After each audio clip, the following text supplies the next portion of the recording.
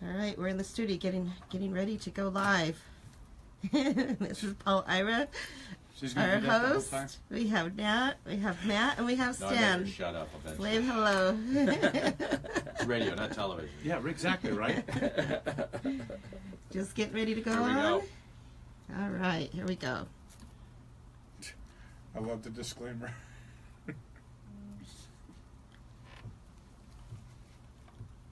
Good morning, this is Shades of Green on KDWN 720 AM in Las Vegas. Our show is produced by Green Alliance, and I'm your host, Paul Ira. Our guests today are Nat Hodgson, CEO of Southern Nevada Home Builders Association, and Matt Walker, Nevada Home Builders Association Government Affairs Director. There we go, I got it right that time. Good morning, gentlemen. Morning. Good morning. We also have with us Stan Hannell from Drive Clean Energy Las Vegas, and our producer, Annette Bubeck, who is capturing us on her cell phone to put us on Facebook Live. So Facebook Live audience, you're welcome to ask questions through Facebook. And our listeners, if you have questions for Nat, Matt, or Stan, or myself, our call-in number is 702-257-5396. That's 702-257-KDWN. Today's focus is on sustainable home construction and efficient home construction. So, welcome, gentlemen. First question, what's the direction of energy efficiency in home as it relates to electricity and gas, those kind of things? I'll start off at the top side of that. I think everybody's embracing it because we see the future. The big main goal is to build the most efficient house that you can possibly do that uses the least amount of energy. I mean, that's the number one goal to start out with, and the buyers want it. That's one of the biggest differences between resale and new. Obviously, is technology and energy efficiency leads that way. There's obviously some exciting new technologies around the battery storage and energy storage sector. We're hopefully seeing a path forward on rooftop solar. And also a re-emphasis on green design. That's not necessarily new concepts, but it's seeing new life through different code proposals, such as tiny homes, smaller living spaces, and other passive designs that help save energy in a really big way without any fancy new components. Are there some specific electrical or gas-using equipment that is high efficiency now, much more so than in the past? Well, I mean, you can talk about like the furnaces that are putting out there now with the efficiencies going from 80%.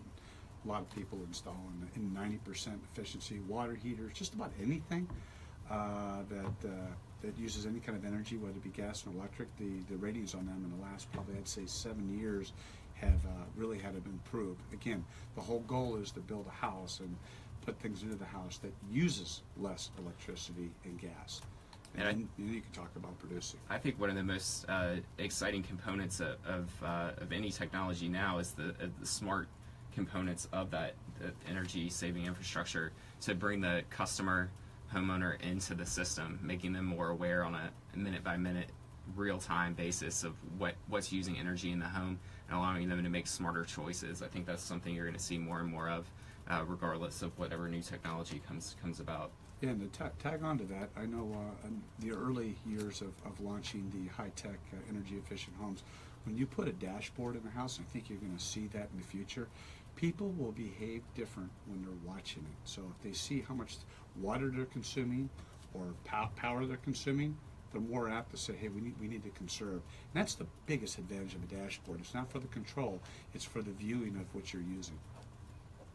Excellent. So the homes will be built smart right out of the box, if you will, then. And will there be a steering wheel next to the dashboard? No, because you're just going to use your mind. Yeah. Okay, so you steer the home with your mind. But it's definitely a performance home, like a performance car. Nice. So specifically, like in water efficiency designs, what kind of things are different in the new homes? Well, I mean, you can go with the tankless water heaters. You're seeing a lot of, instead of having, in the old days, bigger was better. Now you have more efficiency. Actually, there are homes that actually have their plumbing engineered to be able to deliver that hot water or use less water to get to the faucet quicker. A lot of engineering involved with sizing. and not just getting more gallons per minute, but less, but not having the customer notice that it's less gallons per minute. I mean, that's the biggest thing. You look at the toilets that are coming that we have these days. I mean, that stuff all adds up. Yeah, I know the low flush toilets actually flush now. When they first came out, you had to flush them 3 times, and then so you kind of defeated the purpose of the toilets. I know in my home I have a tankless water heater, so instead of storing 50, 75 gallons of water and keeping it warm all the time, I never store any water. So my gas bill in non-heating months is like $13. That's it. So it does take a little time. Like you said, it wasn't designed and engineered to have the water delivered hot to the sink, so you have to let it run through the pipes and empty the pipes out of cold water first. Let's talk a little bit about the solar energy in homes. What's new in solar energy in homes?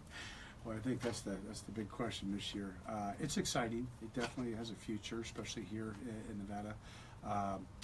We have quite a few builders that were pre-plumbing with conduits to be able to prepare for rooftop solar. We have a home builder that actually has a subsidiary company that owns their own solar panels and big promoter of it. So I think, especially with what's going on with legislation right now, energy is to me, one of the number 1 topics up there.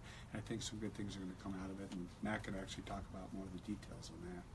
So are there new products that are like integral to the home, solar panels that are integral to the I could talk. Yeah, there's actually window glazing products. There is stuff that you put on the side of the house. There are roof tiles that you can't. I mean, they're actually integrated into the tile. Not that you put them on top. It's just part of the roof tile. Okay, excellent. We'll talk a little bit more about this when we come back. Go listen to our sponsors talk for a minute. And this is Shades of Green. We'll be right back.